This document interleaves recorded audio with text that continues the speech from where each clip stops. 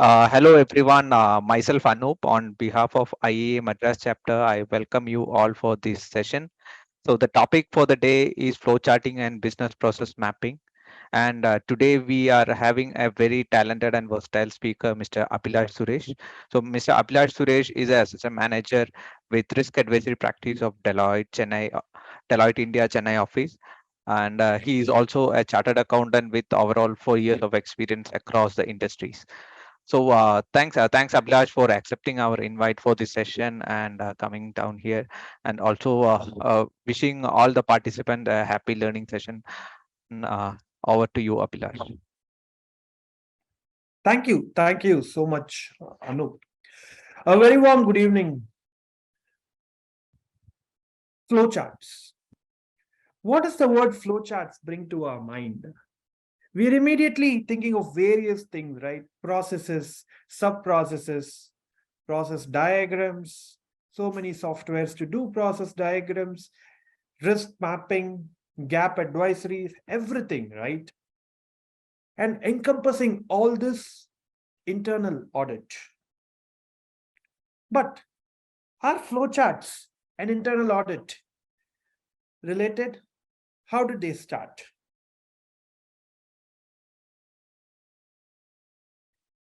Once again, a very warm good evening. Before we move on, let me present to you a brief overview of what we're going to cover today. And remember, today's session is titled A Workshop on Process Mapping and Flowcharting. So I'm going to make this as interactive as possible by showing you live diagrams and everything. So looking forward to having a wonderful session. A brief overview. We are going to look into how flowcharts develop to the current state, and then understand a little about process mapping and how to go about it. Then we'll touch briefly on flowchart symbols, and then we're going to go in and develop a couple of flowcharts based on a few processes that we have. Then I'll be introducing you to a couple of special type flowcharts which we use regularly. And then using that, we'll be creating one more flowchart. So without much ado, let us quickly begin. When we talk about internal audit as a function emerged around 1910s to 1920s, especially after the Second World War, when we wanted more management science coming in. Flowcharts follow a similar story. Flowcharts come around 1920s, but they were not related to internal audit. They were not at all related to internal audit. Flowcharts came in around 1920s in the field of engineering. So in 1920s, it was the time when there were rapid expansion in the industrial revolution era, and then that is when in 1920s we had the first flowchart prototype, and that came in just to illustrate a process. This was further refined by Procter and Gamble in 1930s, where they took into industrial engineering, and there is when we have the first primitive objectives of flowcharts as we know them today: process simplification and process modeling. We move on to 1949, around 1950. So let me tell you, when we came into 1970s with computers and algorithms, that is when flowcharting took a small dip, because people were increasingly into automation, computer algorithms and all that, and flowcharts as a process took a backseat. But then came the early 2000s. There, slowly, flowcharts began to be used to map processes, and that is when we went to associate it with auditing. And in 2010s, with the development of the COSO internal framework and all those for internal auditing, we today have a robust system where there are so many various tools that are available for process mapping and risk mapping. And today, flowcharts are back in vogue. This is in brief a history of flowcharting. Now, let us quickly move on. What do we mean by a process? Flowcharts, as basically charts that are used to map processes. All right. What is a process?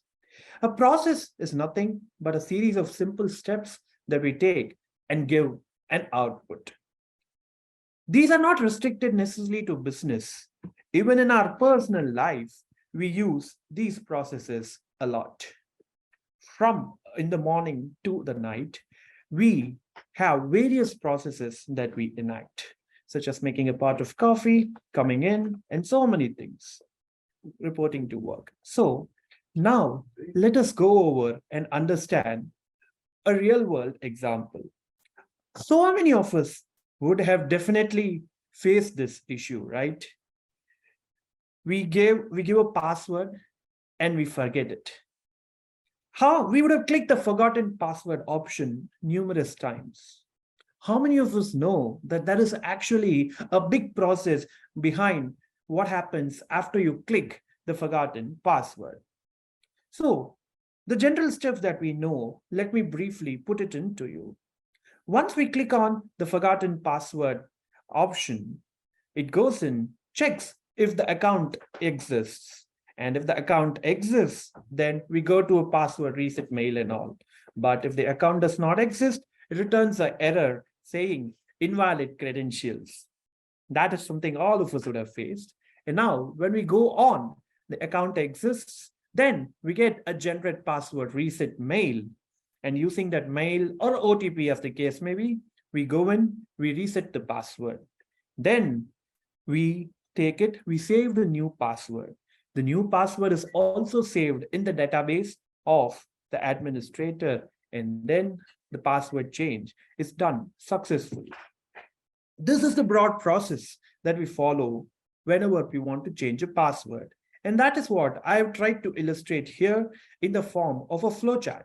We initiate the forgotten password, verify if the account exists. If the account exists, go on. If the no account exists, again, say invalid credentials, re-ask for the account, then move on. We generate the password reset emails. We go on to reset passwords. The password gets saved in a database and we are redirected and we can log in afresh. So this is how processes are mapped in the real world. If you want to be familiar with a process, that is where a flowchart helps you. And now I shall be taking you through what is the end goal if you want to do flowcharting. But before I go into this, one common question in our minds: does every process need a flowchart? The answer, most definitely, is no. Every process does not need a flowchart. It would be a waste of time. So, what are the key reasons that you have for you to create a flowchart? If you're working in a business, the first objective that strikes you is documentation. Why documentation? Because once you document a process, it becomes an SOP that all others can refer to. So this is the first requirement of a flowchart: documentation. And now, what does documentation achieve? Before documentation, we used to have so many different things, each person had their own idea and own methodology of doing. And so the main purpose of documentation was bringing in a little consistency. And now, the next thing. Today, when businesses are increasingly complex, what do we need? We need something where we can easily understand things. And that is where a flowchart comes in handy. It helps us visualize processes that otherwise, when you have them as narratives or anything, would be too difficult for us to comprehend. By clearly illustrating the processes, where the process starts, where it ends, what are the inputs needed, what are the different processes, sub-process in it. A flowchart helps us with visualization.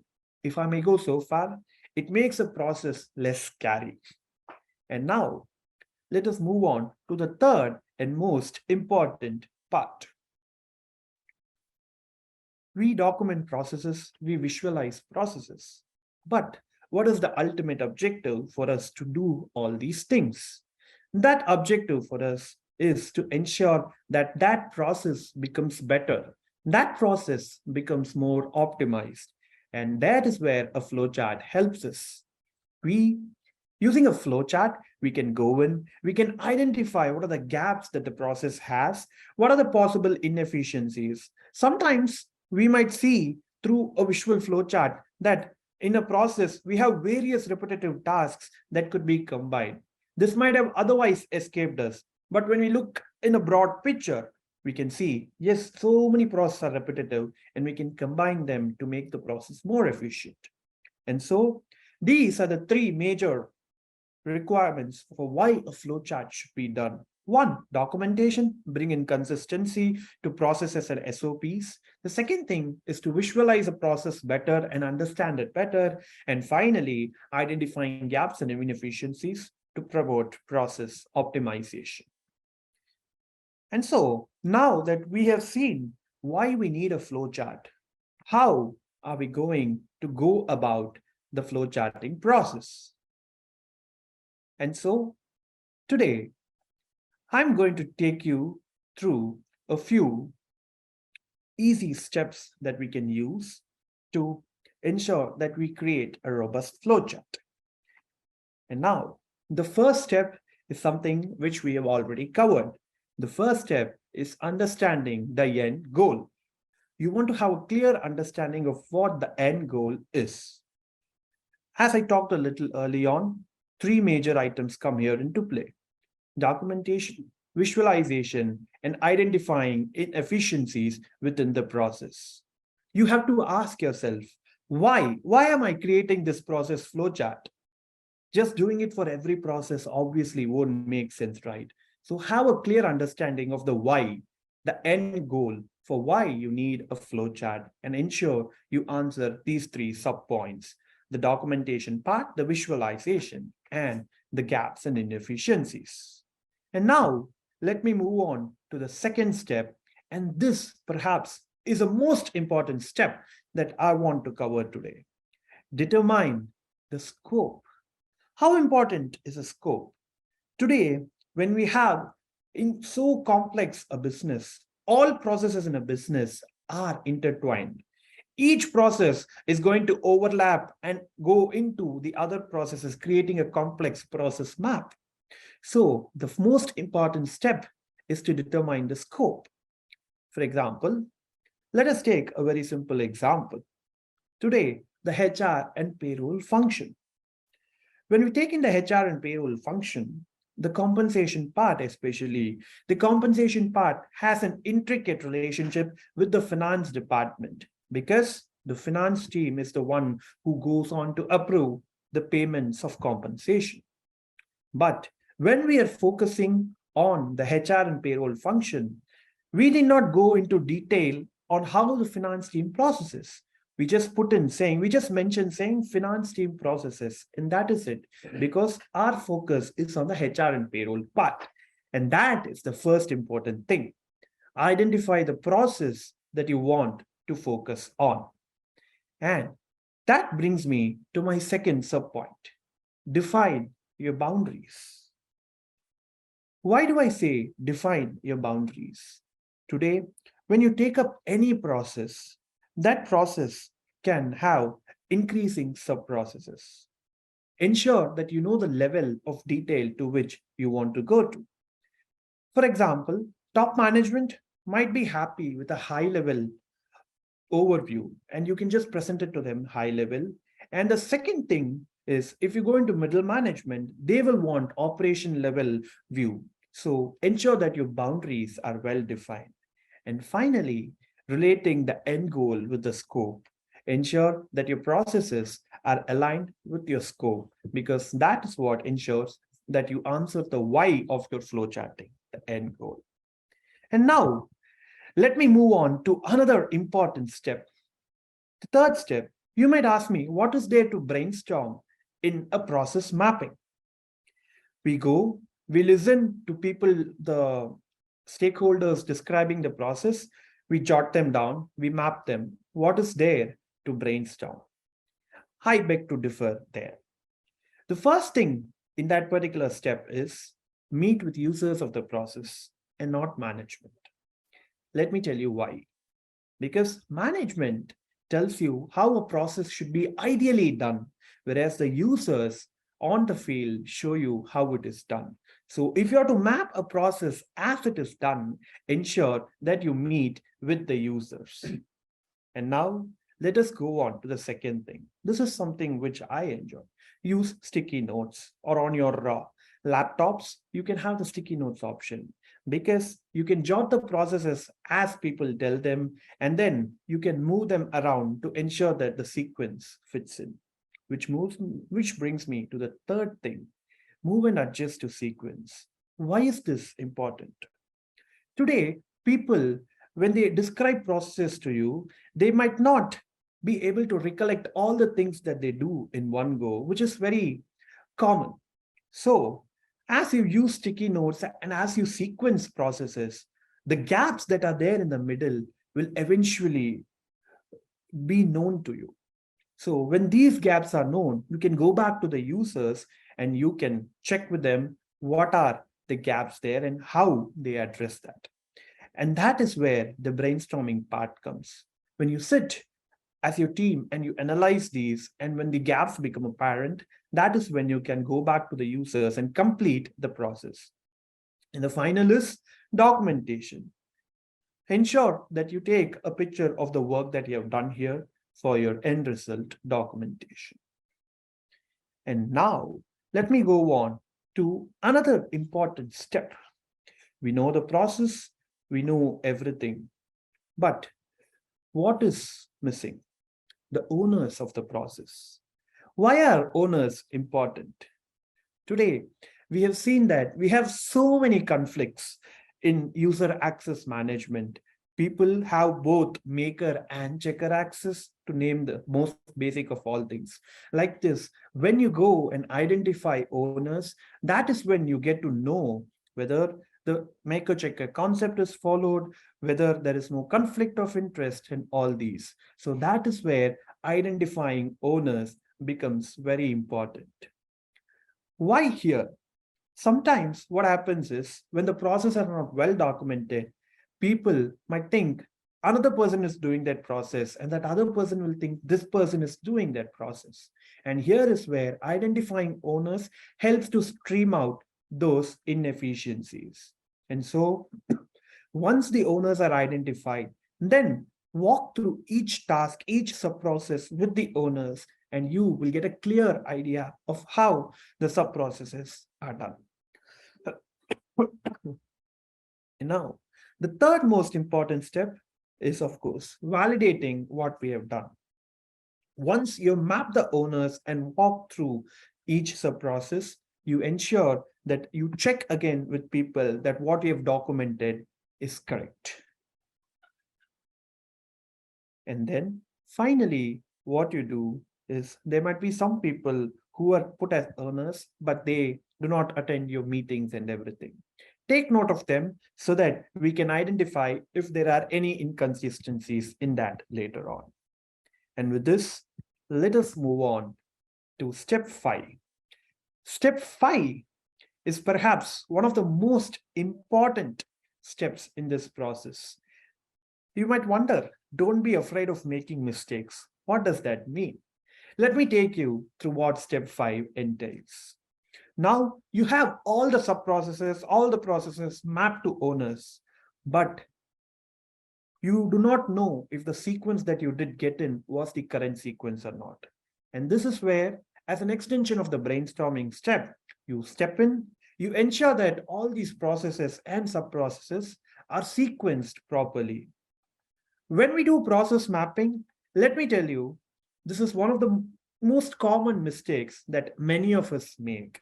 We do not ensure that these steps are arranged in a proper sequence, with the result that however effectively you have gone through your process mapping and everything, if the sequence is not arranged correctly, your end flowchart diagram fails and your entire business process mapping fails.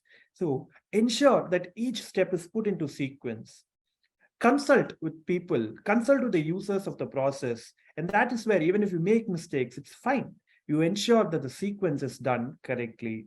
And finally, this again is a very important thing. Be mindful of the scope. Ensure that whatever sequence you have complies with the scope of the process, and you go on.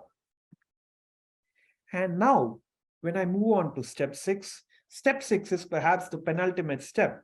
Whatever things we have collected, we have gone through walkthroughs with the process owners, we have sat with them, we have taken out each of what the process owners do, any conflicts and everything. Utilize all the notes that you have and whatever pictures, everything that you took, and document it into a flowchart.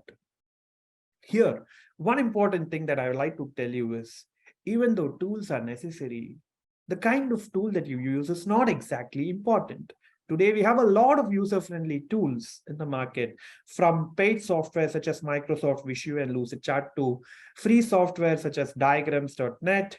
And so, and one thing that I would say is even in Microsoft Excel and PowerPoints, you have all the necessary capabilities to build a fully functioning flowchart. So documentation in a flowchart is important because you ensure that the process is defined correctly, irrespective of the tool you use. And finally, this brings us to the final step of a process flowcharting, reviewing with people. Ensure that you proofread, ensure that your processes are free of mistakes, your spellings are done, ensure that you follow naming conventions as per the organization's requirements. Numbering is something which I'll be coming to, I'll be talking in detail a little later. Ensure that your arrows are in the correct direction. Once again, validate with the users and ensure that you've got the correct idea and understanding of the process. Send the flowcharts to stakeholders. Send it out to the users. Ask them, is this right?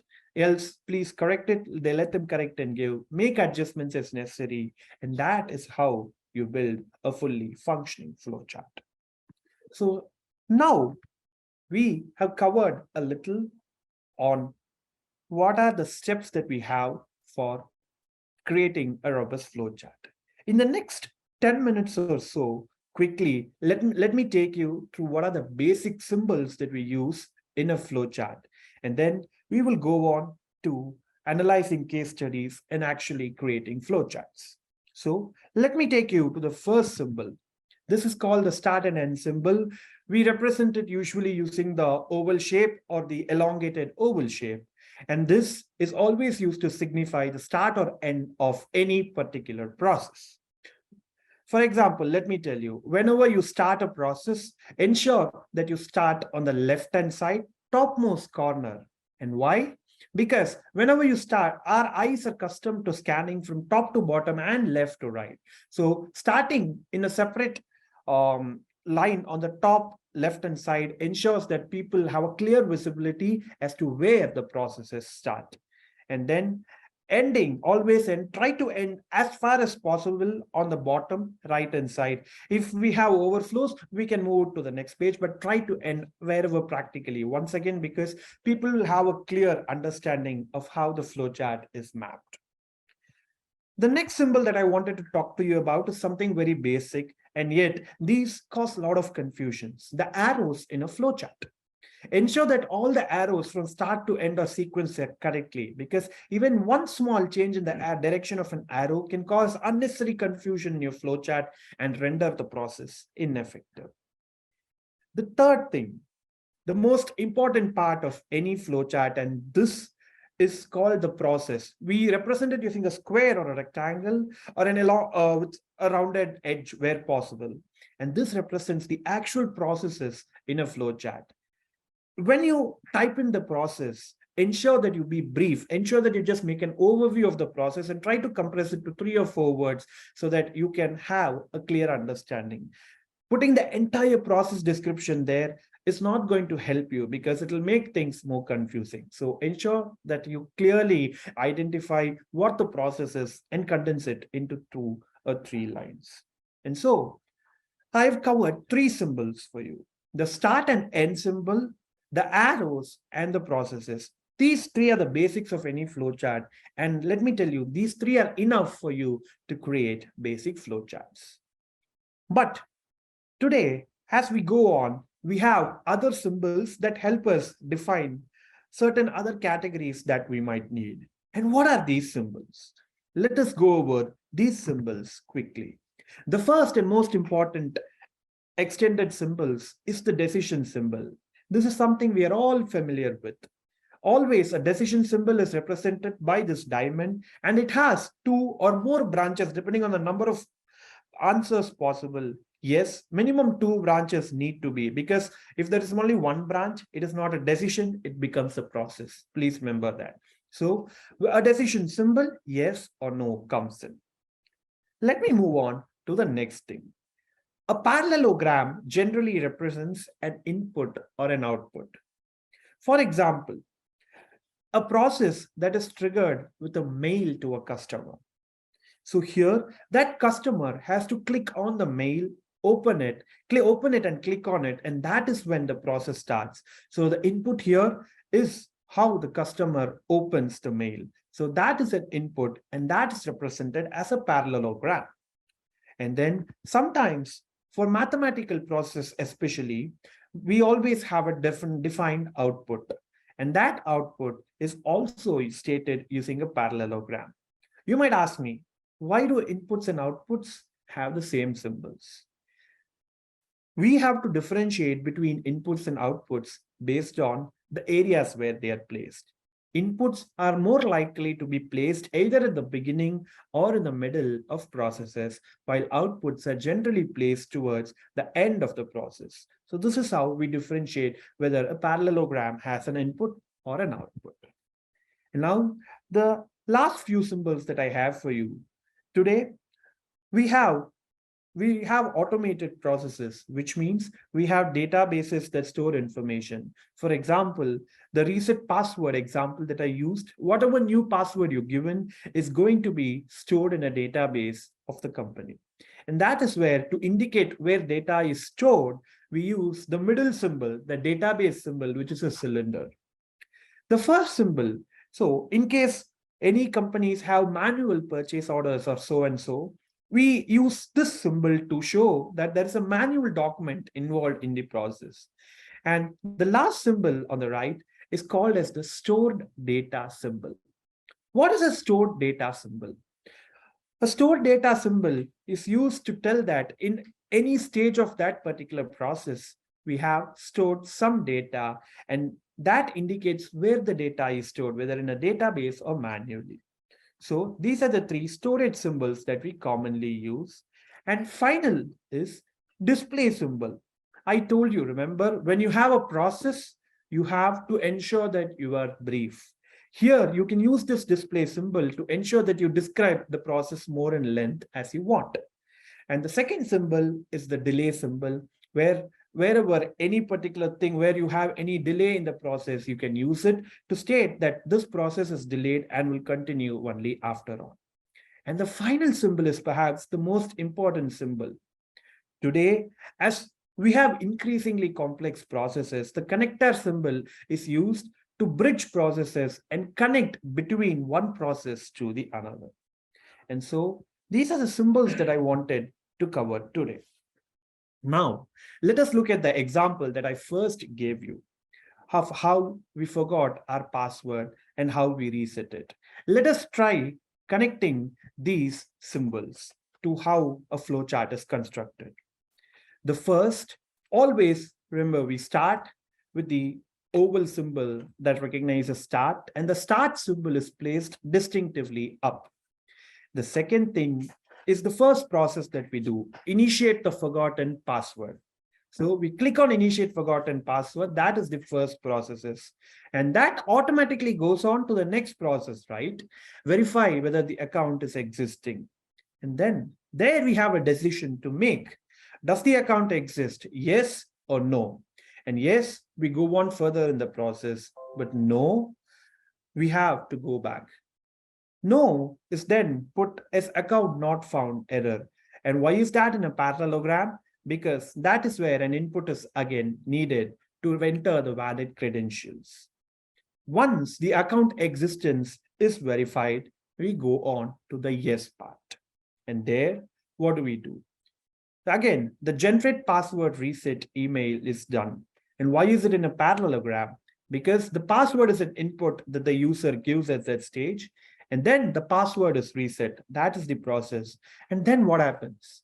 The password needs to be saved, right? And that is where the save data symbol comes in. And the final process is redirect to login. And finally, we end the process. And this is how a process flowchart is conducted from start to end. Now, let us go on to the case studies that we have. Here, I have taken a simple example of an insurance claim process. So, this is your friend, Mark. He wants to help you define an insurance process in his company. He tells you that a high overview is enough. And here he tells us the process has just 5 steps. The first process is a claim is submitted. Once that claim is received, the forms are given out to the person who is claiming it. And once the forms are completed, they are given back into the system. And once the forms are done, claim is registered. So this is all the process that he tells you. Start with submission of the claim. Then the forms are sent. The forms are then completed. The forms are sent back. And then the claim is registered. So using this, let us now create a simple flowchart. The first process, of course, is going to start with the submission of the claim. Give me a moment. Let me just share my screen again. Yeah. So we are going to now see how we are going to create a process using a very simple and easy flowchart software. So this is called diagrams.net, and it is a free software that helps us create robust flowcharts. So now that we are in here, let us quickly go over on how we are going to create this particular flowchart. The first thing that we do is we start off with the start process. So let us put it here and let us put start. Once the process is started, as we saw, the first step is for us to start the submission of the claim. And so the process here is submission of claim. And for process, we're going to use the rounded rectangle. We take it here, we say claim submission. And we connect it using the directional arrow.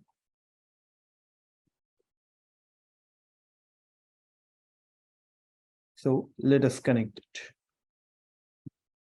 Once the claim submission is done, what is the next process that we saw? The next process is the insured person completes it. So that process we again put it here. So what do we do? Claim form completion. So that is the thing which comes here, claim form submission.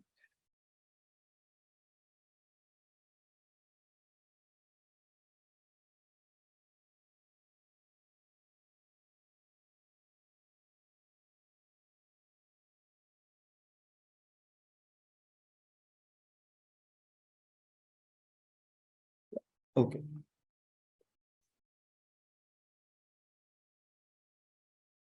Yeah. So claim form submission comes. And then what happens after the claim form submission is we are going to receive the completed forms. So that is the third process that we have here, receive and verify completed forms. And once this is done, we go ahead and register the claim, which is the final process that we have here, register the claim. And this brings us to an end.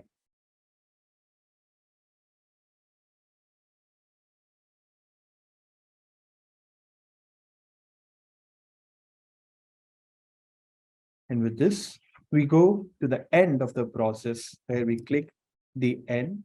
And this is how a basic flowchart looks like.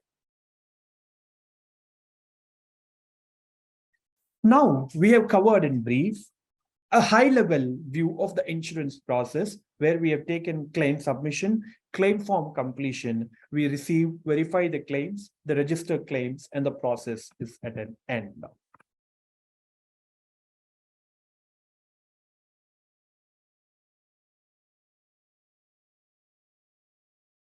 So once we have done this, what happens? This is something that we need for a high level overview. Now, let us go on. Let us delve a little more deep into this particular process. Now, we are going to introduce one more important thing. Do we process all claims? No, right? The first thing is after a person submits a claim, we need to check if they have valid insurance. And only if they have valid insurance, we move on to the next claim. If they do not have valid insurance, the claim is rejected. So we have one output where the claim is rejected and one output where the claim is accepted. So let us go further. There is one more thing that we want to do. There is a simple claim and a complex claim. So if it is a simple claim, the forms to be sent are different. And if it's a complex claim, the forms that we have are going to be entirely different. So we need to ensure that the forms are sent correctly. And then we need to ensure that the forms are complete.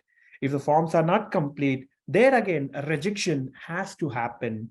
And then what is going to happen is the forms have to be resubmitted. And then we go ahead and validate.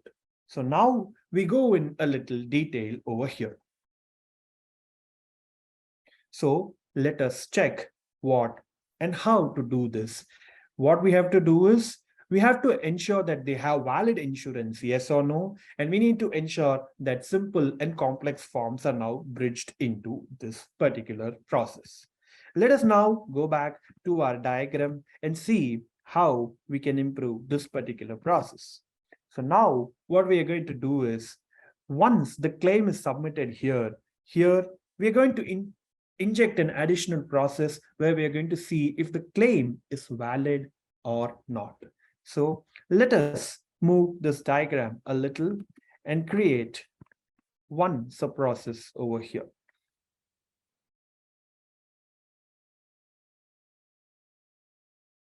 So once we ensure that the claim submission is done, here we now have a decision to make. Is the claim valid? So is there valid insurance? So let us quickly put it here. Is there valid insurance? So what happens is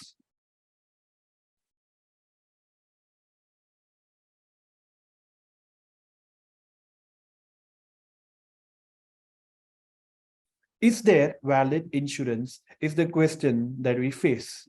So once if the valid insurance is there, then what happens is here we put in a small display box.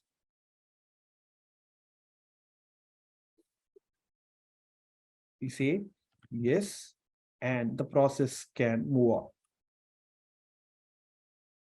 But in case there is a no, what are we going to do? We are going to reject the claim, right? So let us create a quick arrow here for a no. So this process here is the claim rejection process. So let us bring this here, put here reject claim. And so what we understood was there are two processes, right? So either the claim is accepted or the claim can be rejected and the process ends. So here the process is at an end, which means from here we directly move it to the end process. And this is how we ensure that all processes are tagged to the end.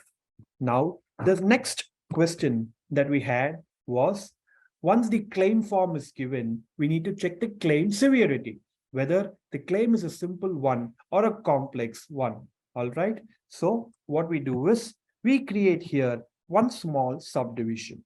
Let us push these a little. Let us create the second subdivision.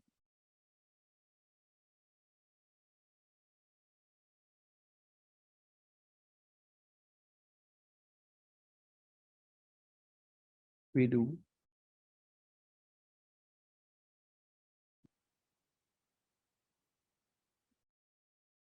So here we have two additional sub-processes that we want.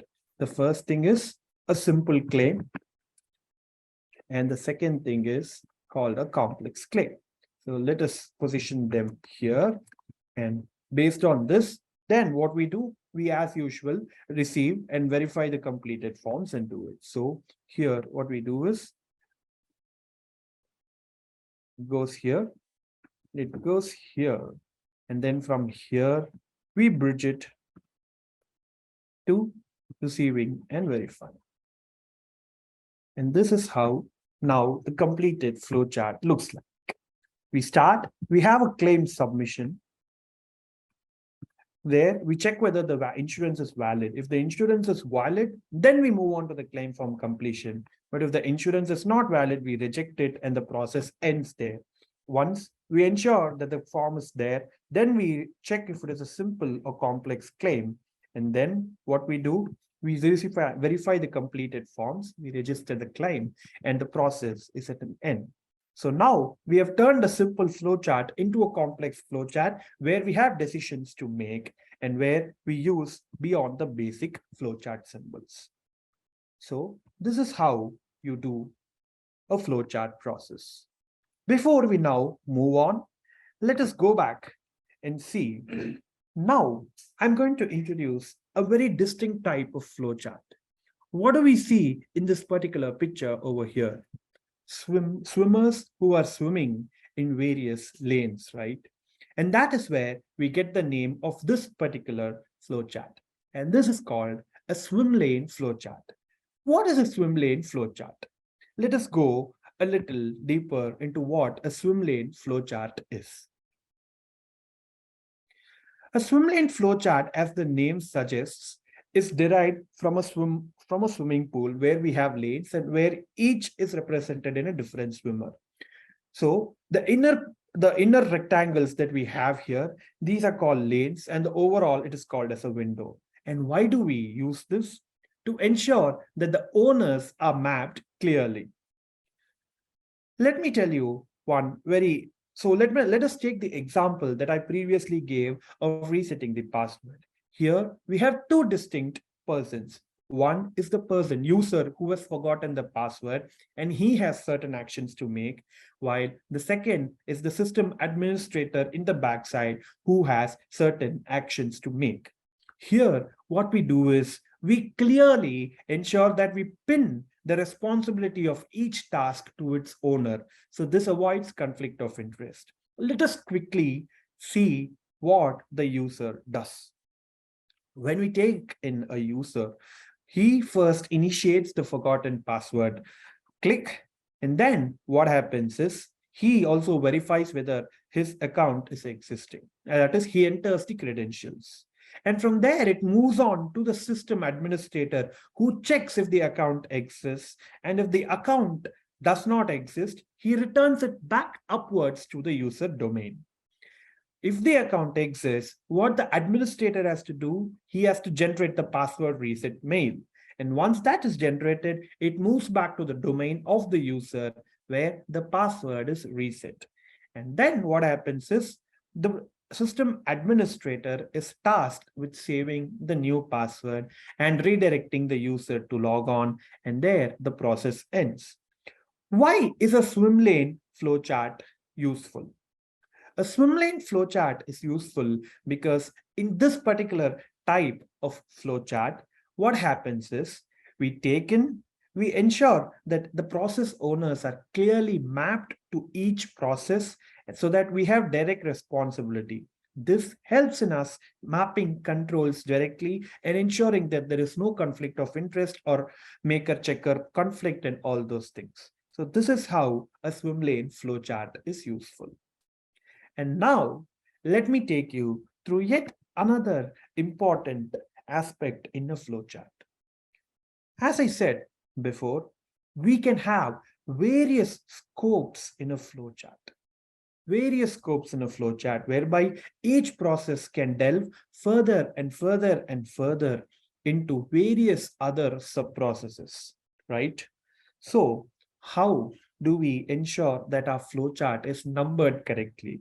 And that is where the concept of a multi-level flowchart comes into play.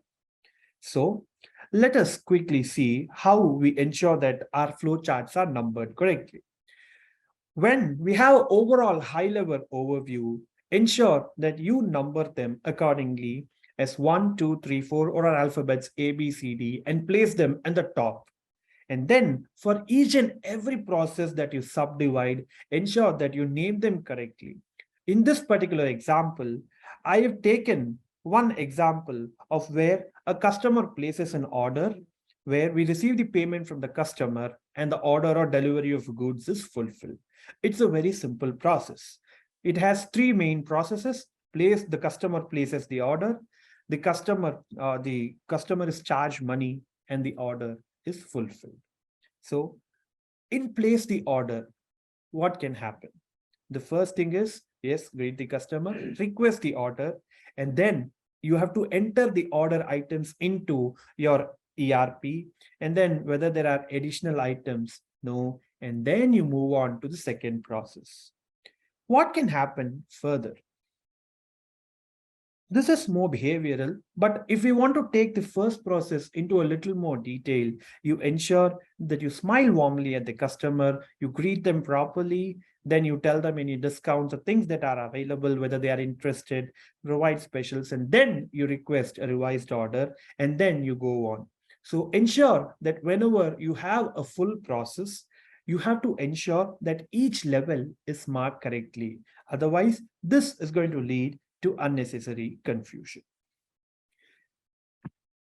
And now, let us move on to an extension of the case of insurance that we saw earlier. Now, what are we going to do? Your friend comes back to you and he says, I want a little something else. They want that the process and the outputs and inputs are clearly defined. They say that there are some things that where we generated the output, and more specifically when they are sending the forms out for the customer to be filled out, there we have an output, and there they want us to help them. And so that is where we are now going to change our process a little. Let me quickly share my screen. So here, what do we have? Here, we have put here that we have a simple claim and a complex claim. All right. So, but here, what is there is, these are actually two methods of inputs that we have. So what we're going to do is we're going to delete this particular stage of the process, and we are going to put here two boxes that represent inputs. So here, what we do, we put an input. We say input, the customer fills out a simple form.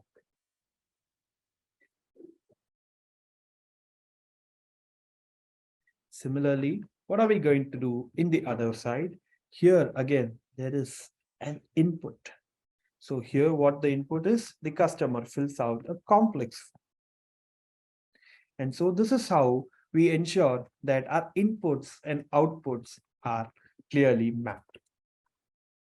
Here, I would like to tell one very important point. Are inputs and outputs always necessary in a flowcharting? No. Please use inputs and outputs cautiously, because sometimes a process disguised as an input may make things more confusing. Let me tell you, if you do not know whether a particular thing that you have heard is a process or whether it's an input, please go with the process chart, with the process diagram, the rectangle one, and you can always correct it later. Because to identify things as a process, end of the day, everything is a process which you're further categorizing as inputs and outputs. So ensure that your inputs and outputs are used consciously, because otherwise they are going to lead to unnecessary confusion. And so this is how you ensure that your inputs are put into a particular diagram. Let us now see what else our friend wants. Now he tells us It's regard to the insurance claim process. The version that you gave us has helped us tremendously. But now comes the hard part. What he wants to do is he wants to differentiate who is responsible for what within the process. So, what they would like to do is to create the types of levels and to show who the owner of that process is. And where have we seen this? We have seen this in the swim lane chart type that we had earlier. And so let us now erase all this and create a swim lane chart type. How are we going to create that? When we take up these particular tools, so here what we are going to do is let us open a new window. Let us go back to our diagrams tool that we use. We start.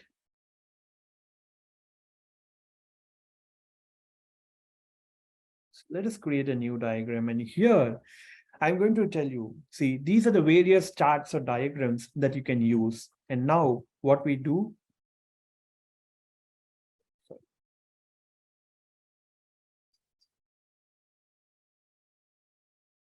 yeah, so let me guide you. So once we open the diagrams net again, we say create new diagram. And this time, instead of a blank diagram, what we're going to do is we're going to utilize this thing called the swim lane diagram. Let us now create a swim lane diagram.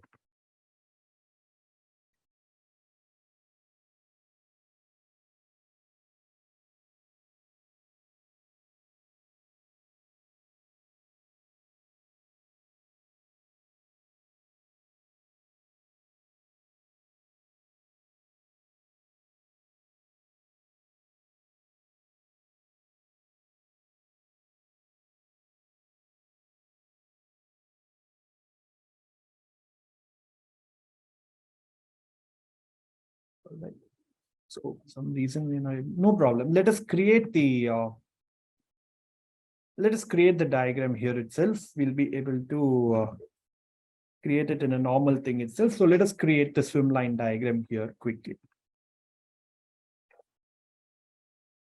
So here, what are we going to do is first, let us see in the insurance process, who are the owners. The first person is, of course, the person who submitted the claim, and they have to fill forms. And the second person that we have involved here is the claim processor. So these are the two people we have involved, the claim processor and the form, and the claim processor and the claim submitter, who is the customer.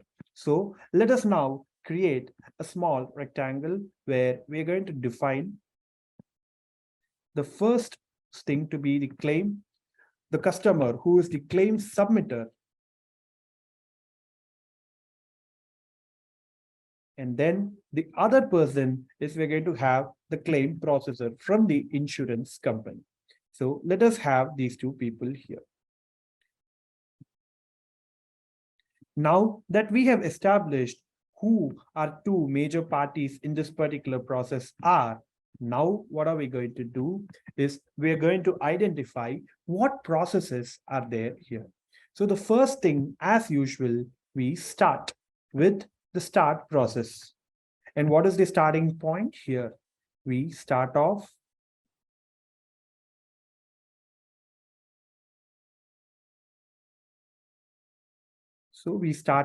where the customer submits the claim. So that is the first process that we're going to be dealing with over here. So what is going to happen here? The customer submits claim, right? So once the customer submits the claim, what is it going to be? Here, from here, it moves on to the claims processor, who has to check whether the claim is a valid insurance. So we have a decision here to make.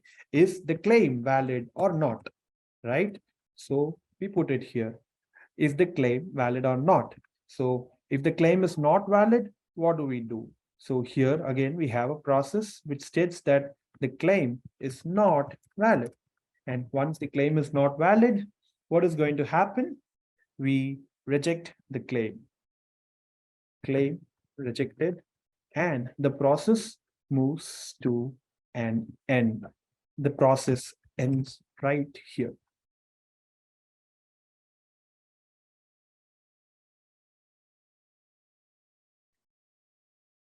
So on the other hand, what happens if the claim is valid? So if the claim is valid, what we are going to do is we are going to then send out two types of forms, as we remember, either a simple or complex forms, which are two inputs that we have in this particular process. So let us quickly put here the inputs that we have. Inputs should be depicted by parallelograms. So simple claims, input, form, and similarly, the complex claims input form.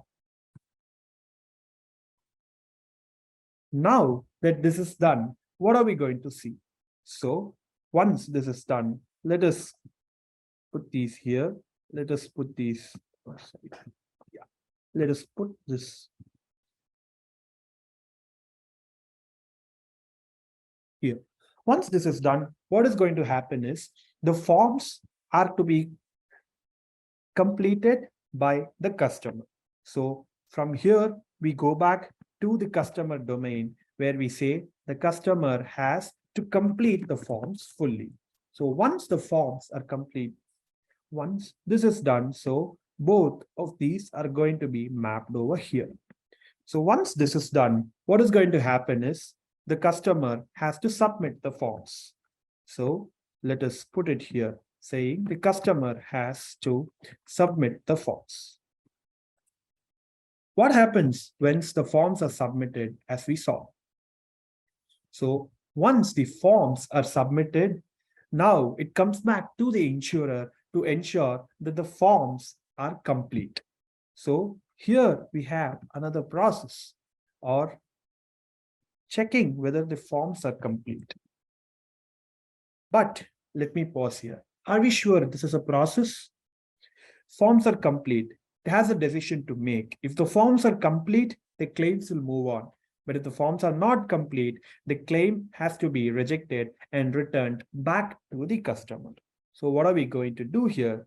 We're going to change this into a decision that we have to make. Are forms complete? Let us quickly see if the forms are complete or not. So once we do this,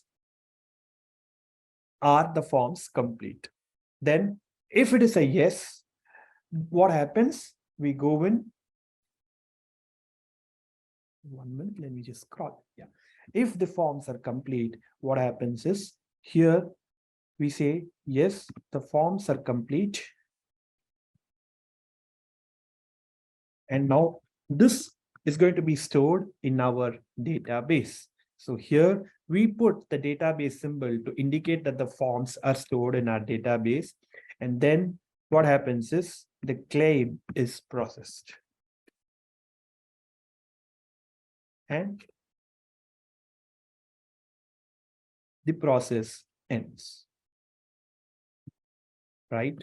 So this is how the claims are processed and the process ends. Here we say forms database. Simple. All right. But what happens if the forms are not complete? We cannot fully reject the claim. We have to ensure that the forms are again given to the customer for completion. So what we do,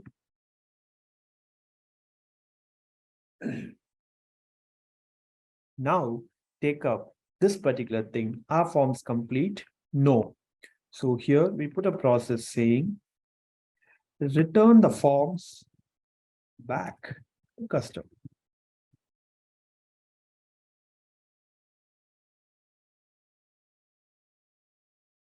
So once this is done, then what happens? The forms are returned back to the customer. The customer again has to complete the forms and then submit the forms and then complete forms, yes, and then the process again ends. And so this is how we go about creating what is known as a swim lane chart.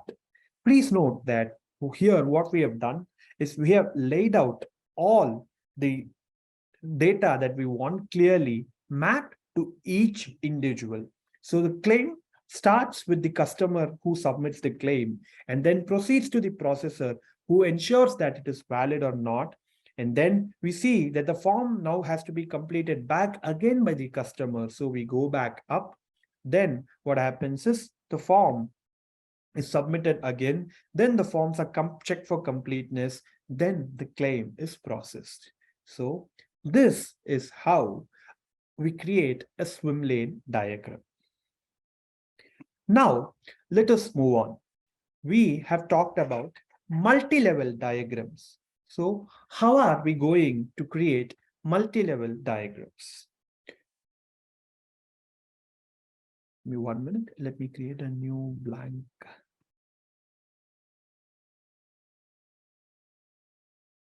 So we have created a new blank diagram. And so now what are we going to see is, let us look at a procure to pay process. What are the things that are involved in a procure to pay process? As we all know, the procure to pay process overall, we have what are the purchase requisitions, the vendor empanelment. Then we come in, what happens is we take in quotes. Then what happens? We see which is the best quote. We purchase, we settle the money to the vendor, and the item is purchased. So this is all that happens in an overall thing. So first, let us create a high level overview of the procure to pay process. So the procure to pay process, always let us start with this start button. Once we start, then what happens is we have to go down, and here what we need to do, we need to first check what is the first step in the procure to pay process, the purchase requisition or the purchase order.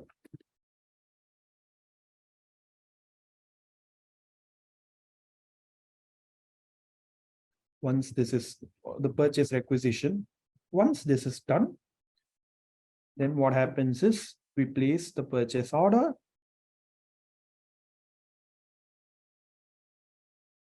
And then what happens is materials are delivered.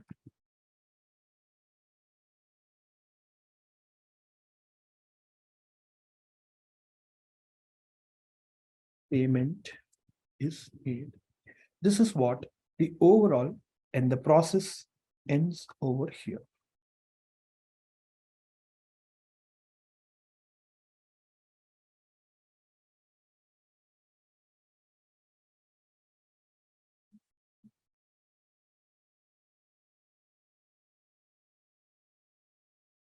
So this is how the overall thing of a procure to pay process looks like.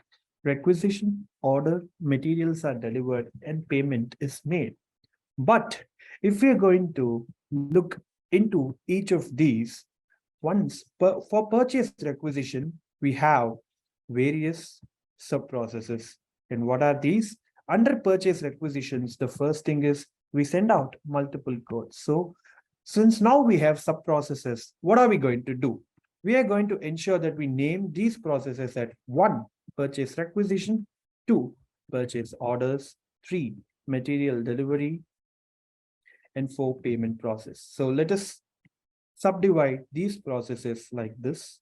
And now let us go further into what purchase requisition entails. So here now we're going to create a separate sub-process called 1.1. Purchase requisitions, obtaining quotes from multiple vendors. This is the first thing. And then what is going to happen is the next process here that we are going to have is to find out the lowest quote.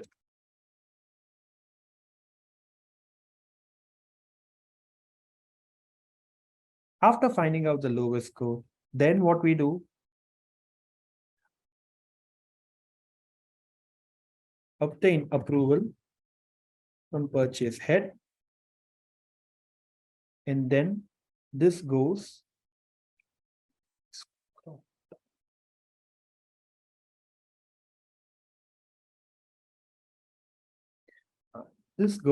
to the second step, which is called the purchase order. And so that is where we say here to purchase order. And this is where I'm going to introduce to you one symbol which we have already seen. This is called the connector symbol using which we bridge processes.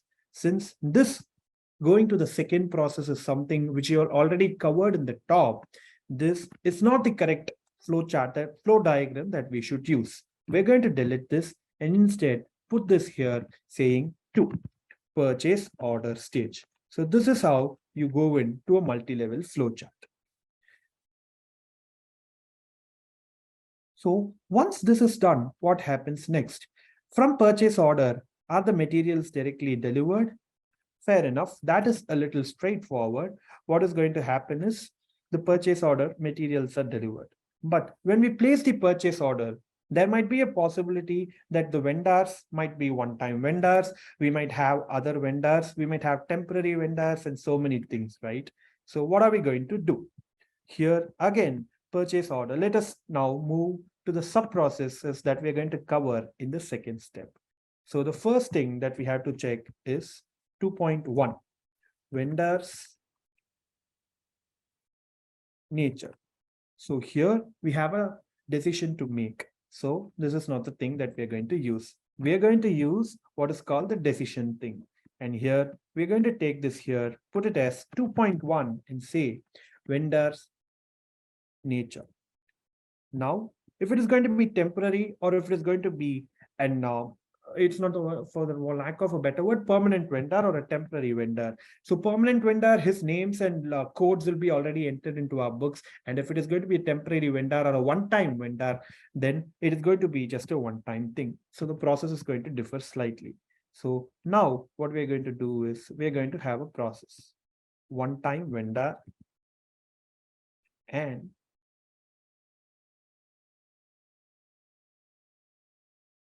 normal regular vendor. Once this is done, what are we going to do is, if it is a one-time vendor, we are not going to enter the details of the POs or anything. So what we do is we raise, let us see what we're going to do if it's a one-time vendor. If it's a one-time vendor, we are going to just ensure that the PO is accounted in the one-time PO is accounted under one-time code and done. Whereas if it is going to be a regular vendor, if it's going to be a regular vendor, we ensure that the vendor code is reflecting in the PO, vendor code mapped to PO.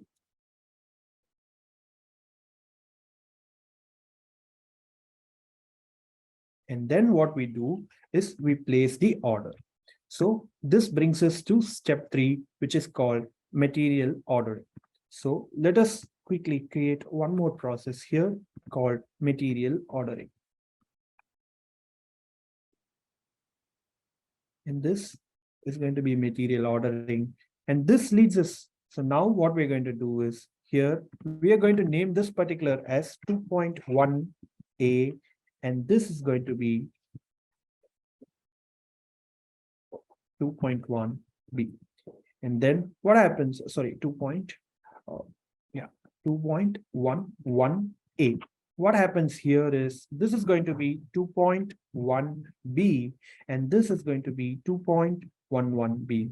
And here both Cohen and we will name this as 2.3.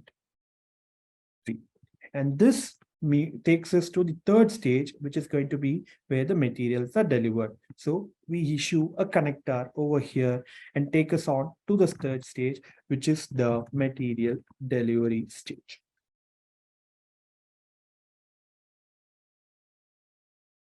Material delivery is fairly simple, but payments are not like that. For payments to be made, we have to ensure that the goods are into the factory or warehouse, and then we need to ensure that our quality checks are done. We need to ensure that the invoice is accounted. We need to check if there are any outstanding advances that we have already given against the vendor, and then only we have to make the payment. There are now going to be a lot of decisions involved when the payment process comes into the finance team. So now let us look over quickly at what we're going to do in the payment thing. So now what we are going to do is take a connector and map from material delivery stage to the payment stage. So let us start with the connector.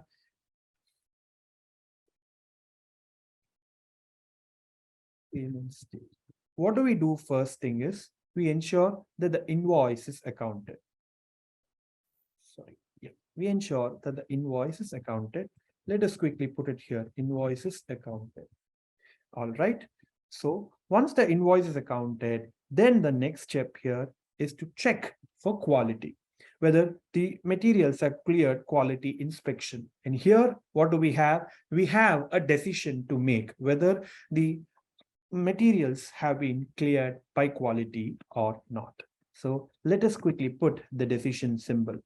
And here, check if quality cleared. And here we have two outputs now, right? If it is cleared, we move on to the further steps that we need for making the payment.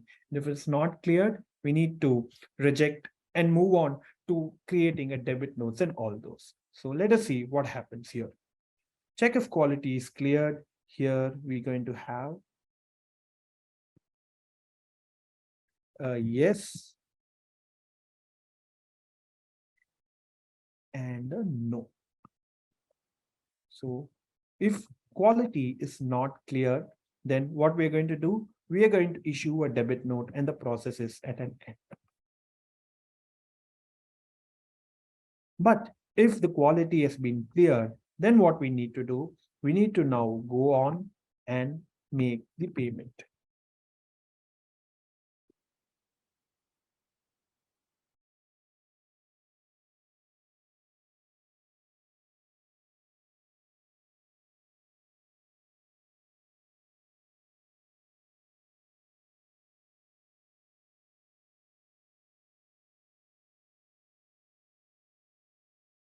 So what happens is once this is done, both these things complete the process. So here, what are we going to do?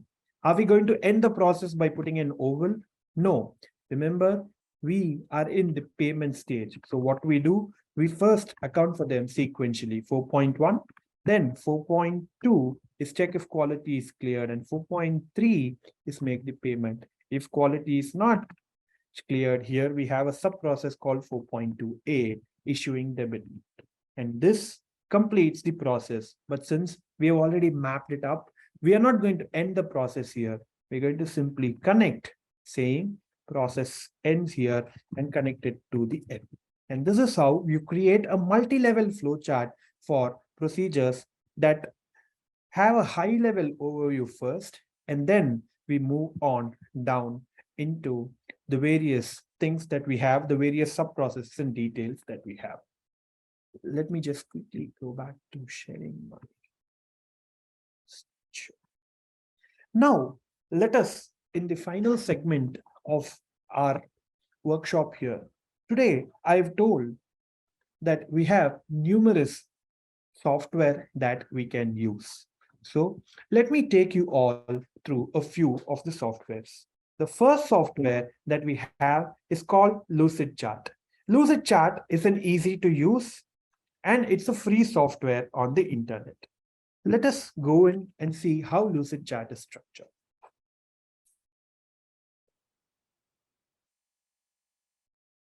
So if we go into Lucidchart,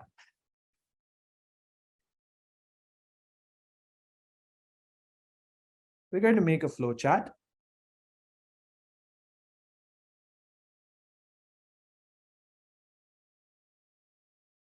So Lucidchart helps us.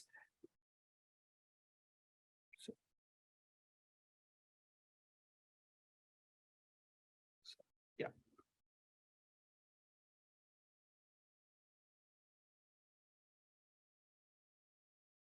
Yeah. So Lucidchart has a very user-friendly interface where it is going to help us see on the sides where, give me a minute, is my screen visible? All right. So Lucidchart is going to be a very easy chart where on the left hand side you have all the things that you require for your flow chart, and where you also have the arrows. You can pull it into them and you can put it in the form that you want. You can also create swimline flow charts as the case may be, and using this you can create robust flow charts. And now let me touch upon Microsoft Visio. This is a paid software available to all Microsoft Power users, and it is one of the most robust softwares that we have on the internet today. What does Microsoft Visio do? The first thing that strikes us about Microsoft Visio is its ease of access. All the flowchart symbols that we discussed are there along with their descriptions on the left hand side, which ensures that it gives us an ease of access. Using Microsoft Visio, we can create structured flowcharts where we ensure that each process is subdefined. And one important thing is Microsoft Visio allows us to go and delve into multi-level flowcharts as the case may be. This is one thing that is very easily adaptable and not just flowcharts. Today, Microsoft Visio is a software that can use to create organizational charts, flowcharts, or even other swim lane charts and multi-level charts. So this is what Microsoft Visio entails. The third thing that I want to tell is the one which I've used today called diagrams.net. This is a very simple flowchart. One problem is it doesn't have a lot of space. So you have to constrain yourself to the canvas, but this is very good for illustrating and for using it for simple processes. It is a little less user friendly in that you have to ensure that the arrows are properly clicked and dragged, and it doesn't have separate things where you can go in and for swim lane charts needs additional authorization and additional purchase fees, but you can ensure that all your basic flow charts are done in this particular thing. And finally is what we come to SmartDraw. SmartDraw is again a paid software. SmartDraw has a lot of ease of access whereby all the flowchart things are given. And here what happens is the arrows, you can style them as you want. The directions, you can ensure that it goes in whatever things you want. And it's a very user-friendly software. So all in all, today, what I have covered is we have seen how we can build a robust flowchart from scratch. And we have also seen what are the steps that we can take to ensure that our flowcharts are created properly without any mistakes. Let me quickly go over and recap for you what we have learned today. So today, what we have seen is we have seen how flowcharts have evolved in the world and how flowcharts have come integrated into internal audits. This next thing is we have seen how a small process can be mapped and how this particular process helps us in the real world. The third thing that I have shown you today is why we should create a flowchart, where I have stressed on three things. Ensure that you know the why of your flowchart before you progress to actually doing your flowchart. So ensure that your documentation is correct, ensure that your visualization is adequate. And the third reason for why you want a flowchart is if you want to identify gaps and inefficiencies. The next thing that I did was to take you quickly through 7 steps where we can create a robust flowchart, where the first step was understanding the end goal. And the second step is determining the scope. And here, what I would like to again emphasize is ensure that your scope does not go too broad or it becomes a problem. Ensure your scope is limited to processes and ensure that your processes are focused. Define the level to which you want to pull down to and ensure your scope meets your why. The third thing that I took you through is to ensure that you brainstorm. Once you have a basic why in place, ensure that you meet with the users, ensure you take adequate and detailed notes of the processes, use sticky notes where needed to ensure that you put in the tasks. And then the most important thing that I covered there today for you is to move and adjust to sequence. Ensure that you take and adjust things to sequence, and then finally ensure you take pictures of the end result for your documentation. The next step that we took covered and which we again covered in swim lane flowcharts was identify owners. And as I said, identifying owners helps you to ensure that there are no conflicts of interest. This was the fourth step that I took. The first step that I had was arrange into sequence. And this is one step that I would again like to re-emphasize a lot because it is one mistake that all of us make while we are designing flowcharts for business processes. Once we have done things, what we do is we forget that all the processes are there. We once the flowchart comes into shape, we do not bother to recheck whether the processes and sequence are correct. So ensure always that we arrange into sequence, because if this step is not done right, what is going to happen is you are going to lose the fruitfulness of your flowchart. Your flowchart becomes ineffective. So I'm re-emphasizing this point here. Ensure that your processes are sequenced correctly. The sixth step that I took was document it into flowchart. Utilize your notes and ensure that each and every process, every input or every output that you have is documented into the flowchart. Here again, tools, we have various tools that you can use, and all tools are user friendly. So ensure that you document everything correctly. And final step again, ensure that you proofread everything is correct. Ensure that your numbering, so when you have multi-level flowcharts, your numberings are correct. Ensure that your data flow arrows are clear in the correct direction. Ensure that your chart is not too descriptive. Ensure that you have 2 or 3 words for every chart. Gain the necessary approvals, send it to the users, take in any adjustments that are needed, and then ensure that we make adjustments as necessary. Flowchart symbols we've already covered in detail. Let me not take much time on that. So yes, start and end symbols we saw, which are represented by an oval. The arrows, which should be ensure that we should ensure it should be in the correct direction. The process symbol, where you were not unclear whether something is an input or an output or a process or anything, please go with the process symbol. You can clarify doubts later on. This process symbol can be used universally. And then go on to decision symbols. So decision symbols, if there are multiple decisions, 2 or more, if it's just one decision, it's not really a decision, it's a process. Only if there are 2 or more branches, please use the decision symbol. And then if there are any manual or automated inputs or outputs needed, use the parallelogram symbol to ensure that your inputs and outputs are done.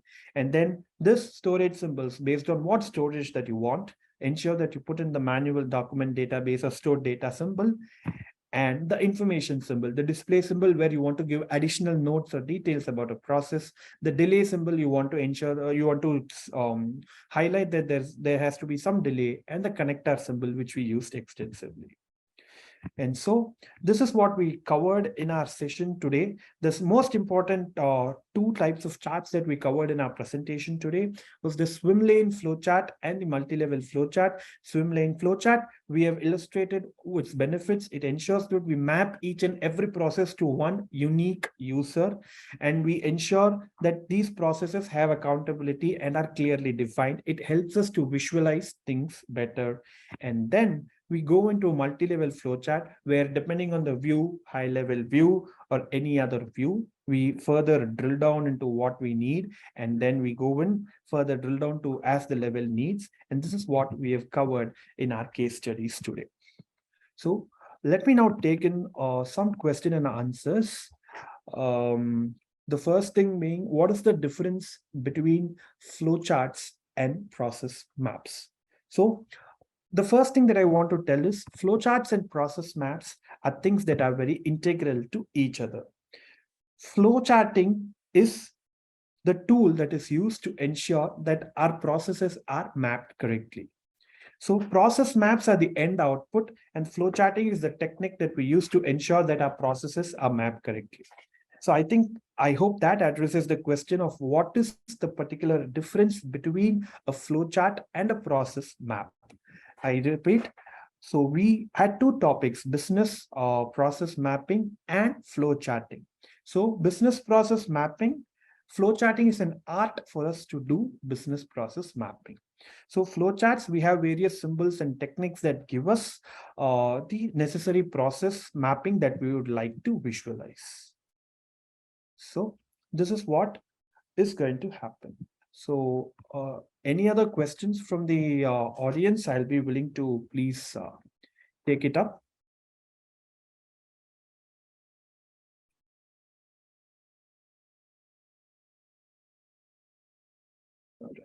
Where would timelines and specific responsibilities be identified?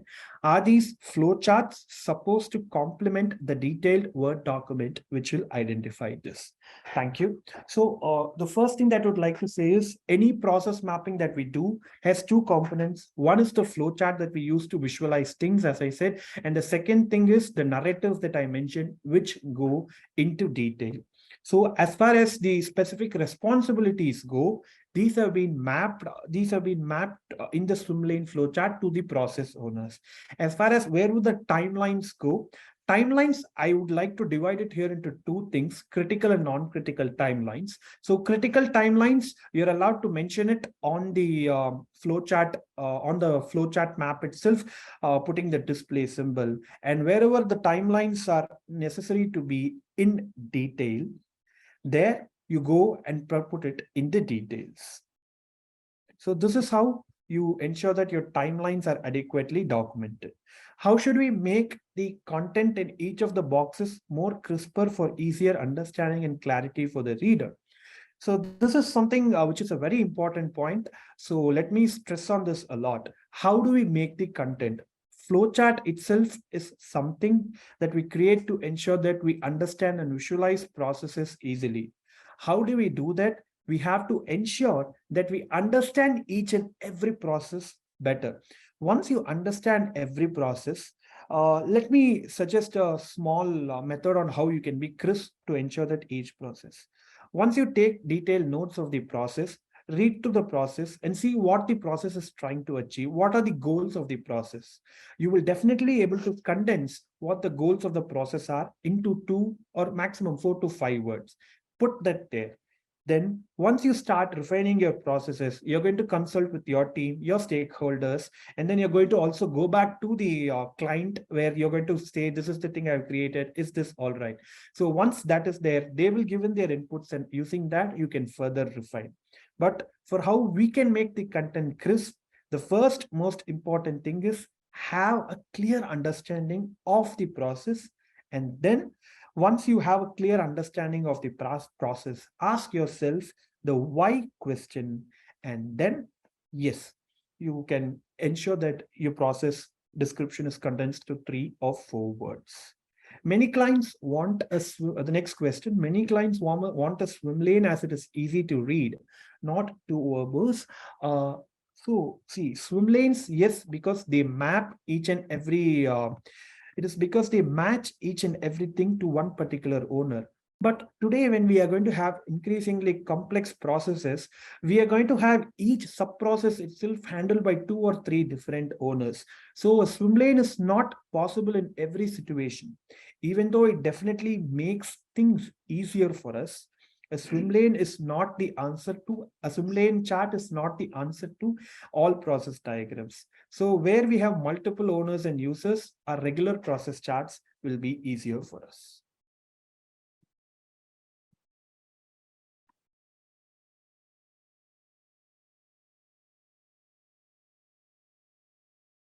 So do we have any other questions? Please feel free to um, put your questions in the panel box. I'll be happy to respond to them.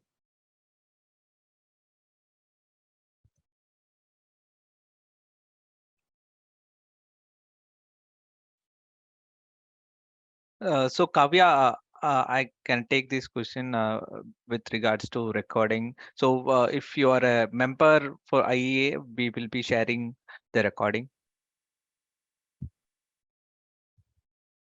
Okay, I've got 2 questions, so let me tend to them. So the first question is, which flowchart helps to save the same in PDF?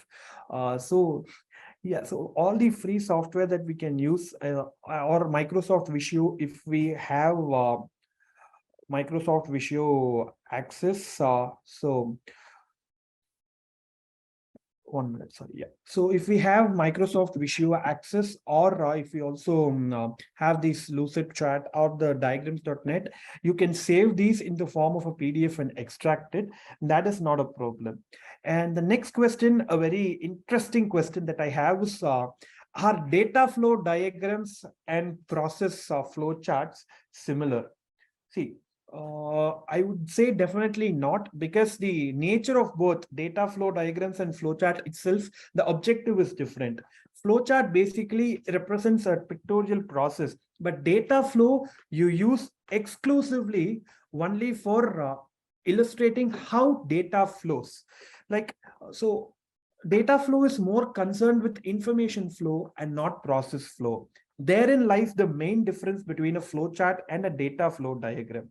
The second thing is, see, data flow diagram, the flowcharts are fairly simple for us because it is fairly straightforward. We use it, we go, we put the arrows and we go on.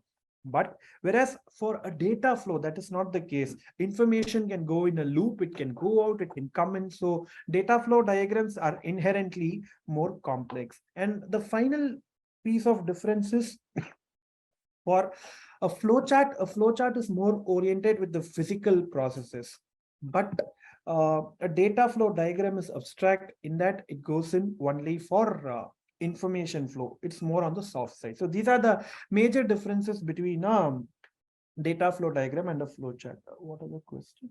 Sorry. So this is the thing between data flow diagram and a flowchart.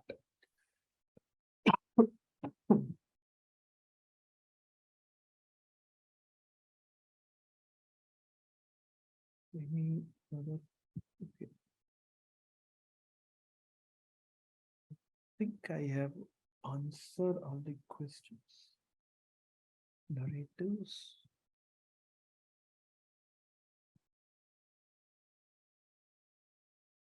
Okay, the next question is, in the narratives, what is the tense that you use? You are describing a process. So use present tense as much as possible, because that is what sets the documentation in place. When you take a procure to pay process, identify multiple vendors. Then you go in, select which quote is the lowest, check quality. So always try to use present tense as much as possible when you put in your narratives. And avoidable circumstances, use other tenses, but try to use present tense always.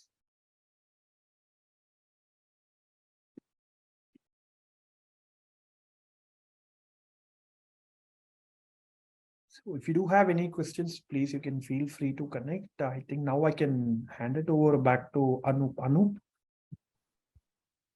Yes, Abilash. So thank you so much, Abilash. Thanks for this informative and very insightful session. I'm sure that all the participants will be very useful about this session on pro, uh, flow Hi, charting. And Anup, I am sorry to interrupt you. I've got one question. Sorry. What is the challenge in making flowcharts in Word or Excel? Can I just take 2 minutes to answer that alone? yes, please, sure. Thank you. Thank you. So, what is the challenge in making flowcharts in Word or Excel? Word, yeah, because of formatting issues and things, it's difficult. But when you take up Excel or PowerPoint, as I mentioned, these are also equally good tools which have all the basic structures in place that you can use to create a flowchart. So what I'm going to say is, see, when you take up these other tools such as Visio or diagrams.net or Lucid Chat, these are relatively new tools where you can drag arrows easily from one to another without having to worry a lot. So basically, the challenge lies in a little more user friendliness. That's all. Otherwise, Excel or PowerPoint are perfectly good tools for us to create good flowcharts. For ease of access and to ensure that we probably have a better pictorial representation and alignment issues, we use newer tools. Otherwise, Excel or PowerPoint are equally good tools. Over to you, Anu. Thank you. Thanks, Abhilash. So I request Deepika, if you're online, to just share some closing notes. I guess Deepika she's having some technical issues. So thanks once again, Abhilash. Thanks for this very informative and insightful session. Thanks all participants for making your time and attending this session. And we will be coming with more sessions in coming weeks. And we are having an annual conference. I just want to remind all the participants here. We are having an annual conference on March 3rd and 4th, and we will be sharing your We'll be sharing messages and flyers to your email IDs if you have registered with IIA India Madras chapter. Else, kindly register yourself to IIA India Madras chapter as a member, and we will be so that you will be getting more and more sessions, and conferences in upcoming weeks and months. So thank you once again for participating. Thanks, Abhilash.